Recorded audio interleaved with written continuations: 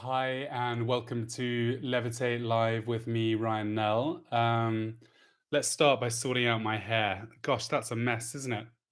I just went for a 6.5 kilometer run, which has left me disheveled, late, hot.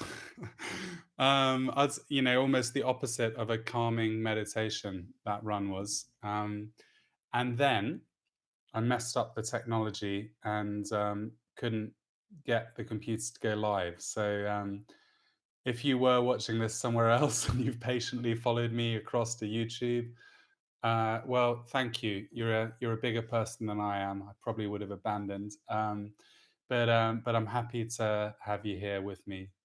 If you want to introduce yourself, then pop something in the chat box. If you're watching this on YouTube, if you're watching on Facebook, well, you can put something in the comments, and I will catch that later, which would be delightful in any case. So, if you've got anything, I always say this, but if you've got something you particularly want me to cover, uh, anything from breathing technique to posture to I have loads of thoughts all the time. Is that normal?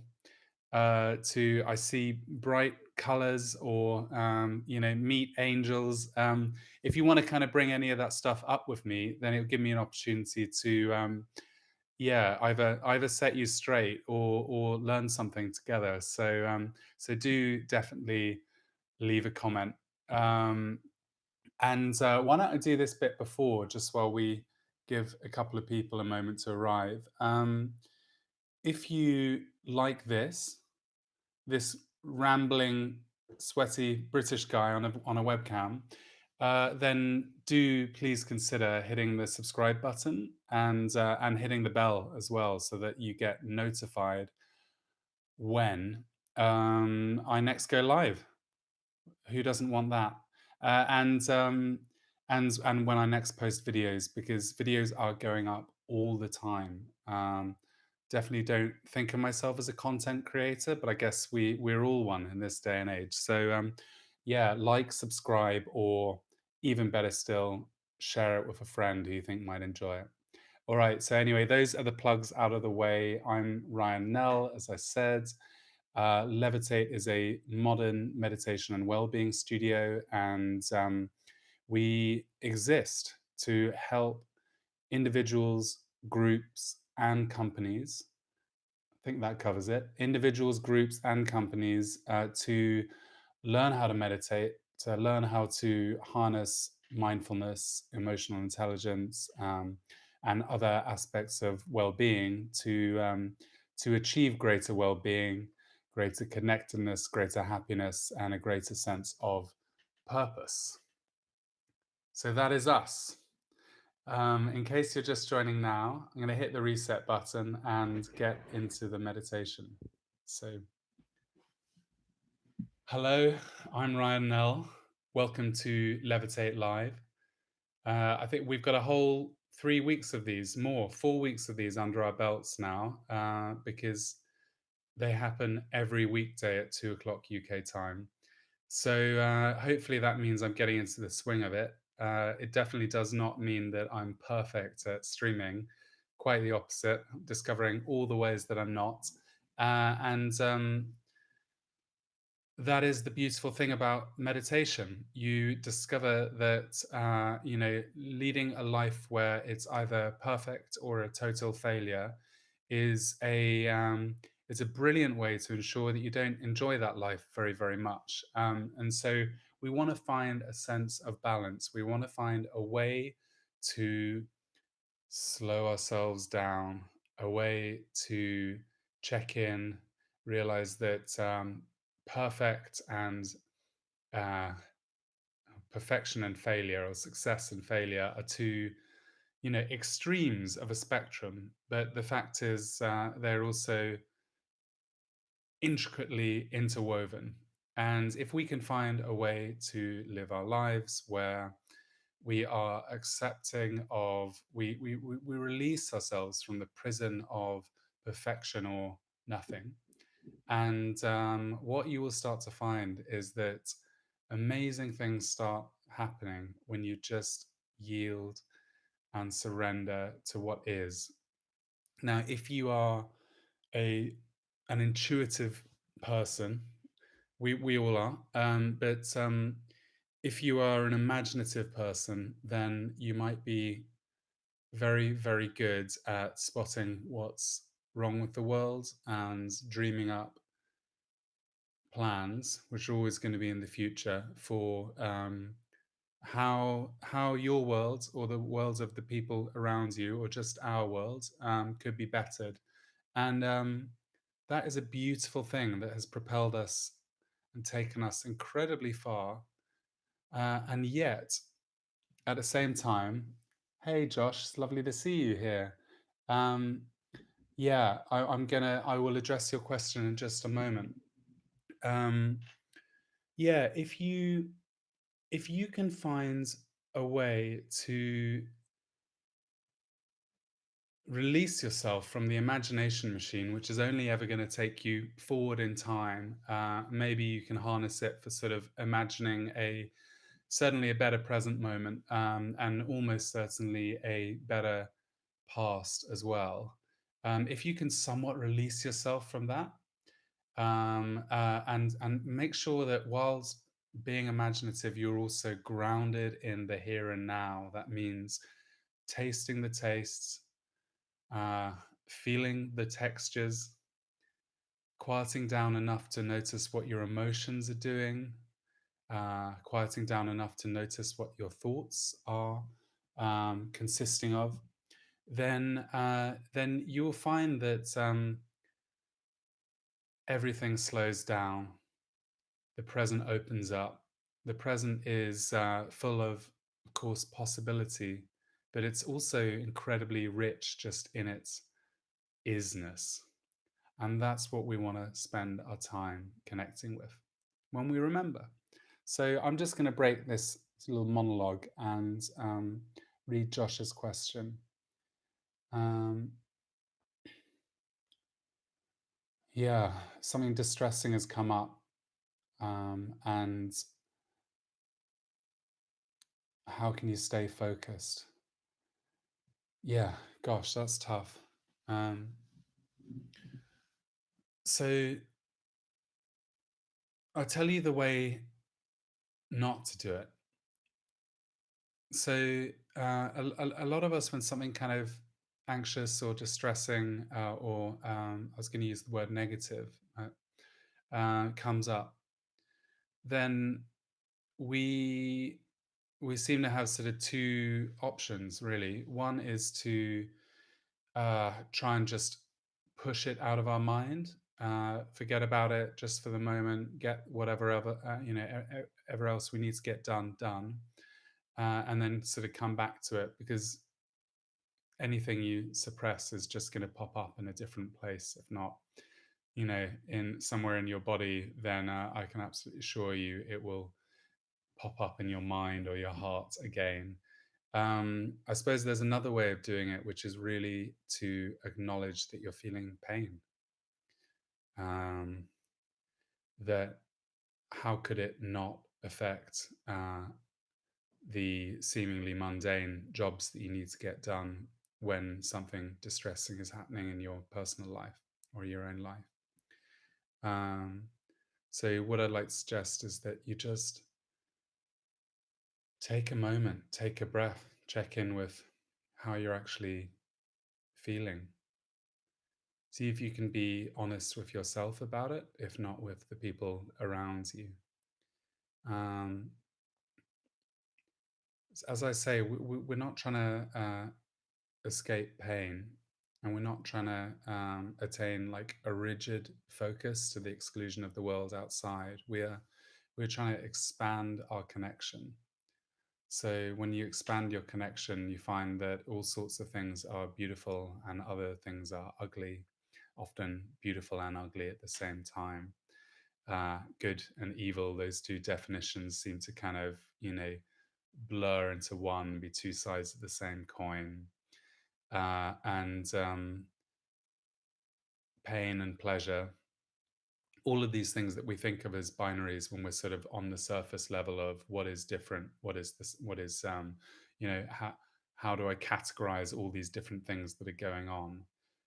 But if you imagine them like my absolute favorite metaphor, the waves on the surface of the ocean, then when you're amongst the waves on the surface, you are being rocked around all over the place.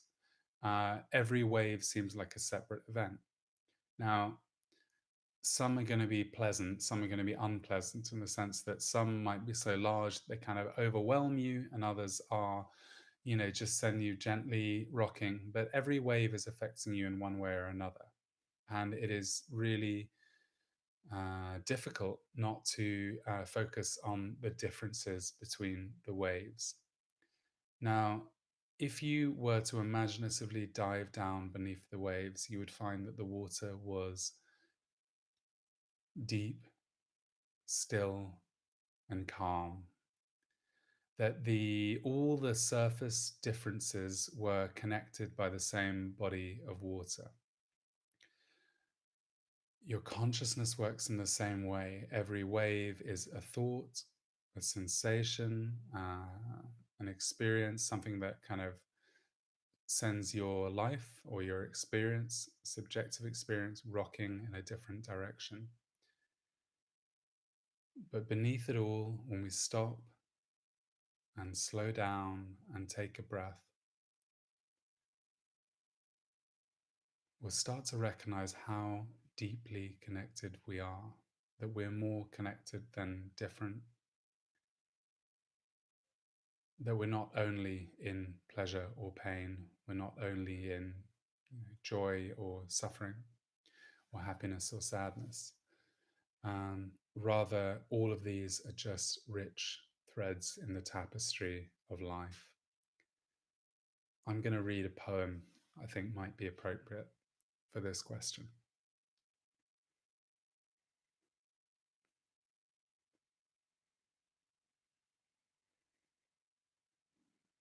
Yeah, here goes.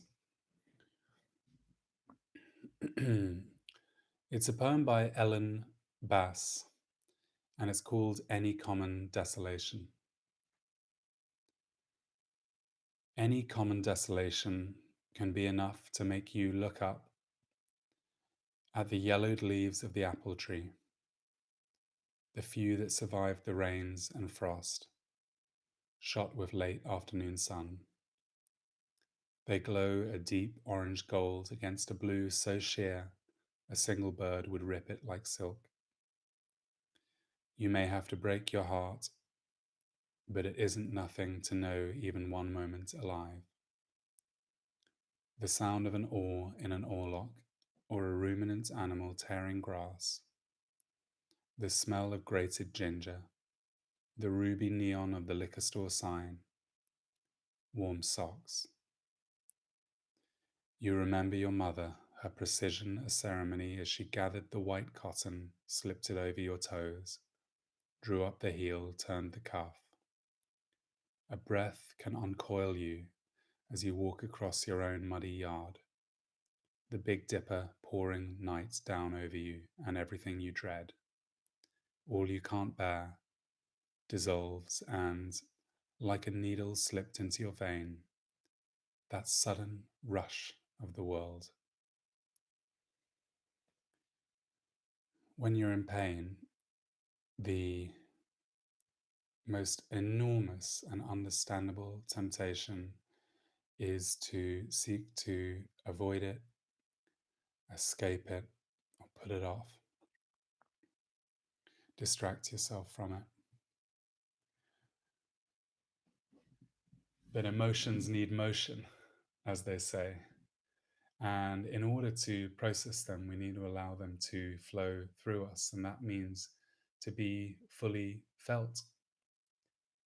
So allow yourself to feel the sadness or the distress or the sorrow, but understand that it won't always be there. It's a passing experience. And the only choice really is whether you connect with it or fight it. Let's just take a couple of deep, slow, conscious breaths together. Closing your eyes just for a couple of minutes. You'll take a deep, slow breath in through your nose and out through your mouth. And again, in and out. And one more of those, just sending it deep down into your belly, in and out.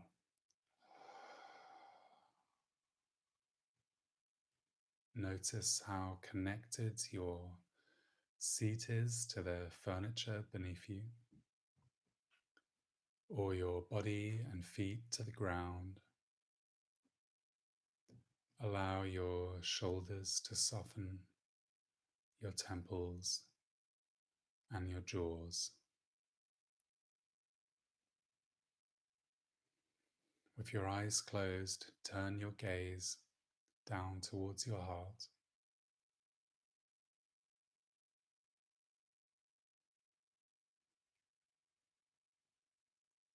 and ask yourself,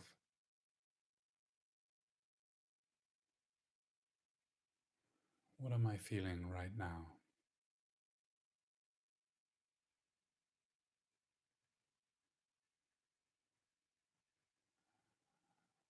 How do I feel?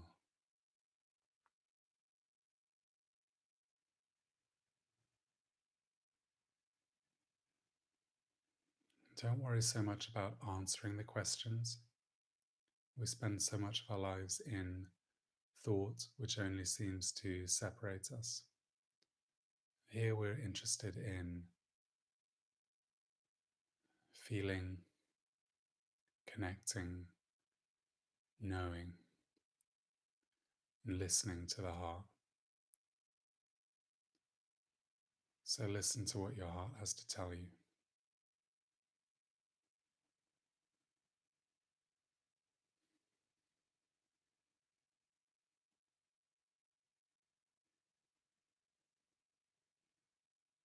And if there's pain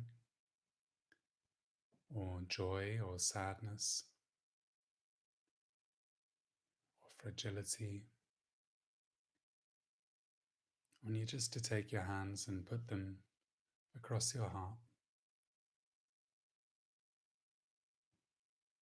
and direct a little love inwards as if you were giving yourself a hug.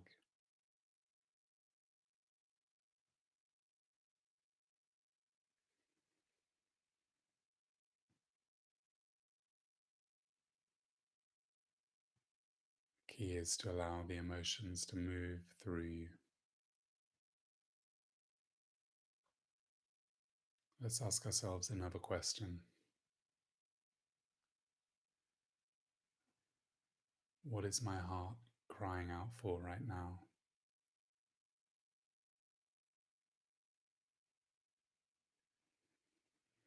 What do I most need right now?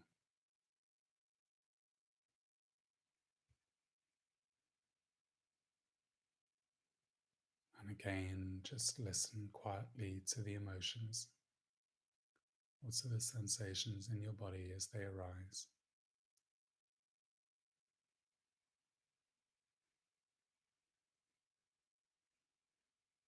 When we stop and listen to our heart, we always know what to do. The difficulty is all the thinking and words and action that get between us and the listening.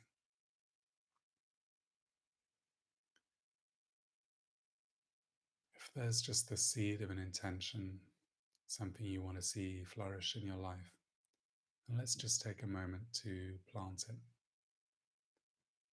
Perhaps it's the strength to get through a difficult assignment. Perhaps it's the courage to sit with your emotions rather than pushing them away. Perhaps it's an intention to find the light even in the darkest of situations. But imagine you're planting it right there in the center of your chest, where your heart is, and that you feel it as it starts to put down roots and nestle in. And we are going to allow that intention to flourish by giving it the gift of presence, a silent agreement with our hearts that we will not flee the present, not block it out, not distract ourselves, but engage with it with an open heart and joyfully. Let's take one more deep, slow breath together in all the way into the belly. And back out. And one more of those, just letting go of any tension in your body with a sigh.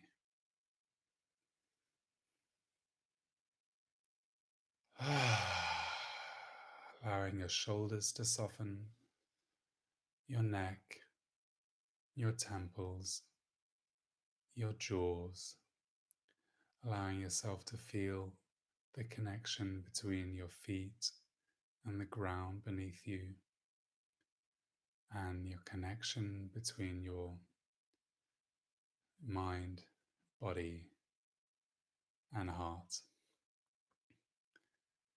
I wish you a really present week ahead.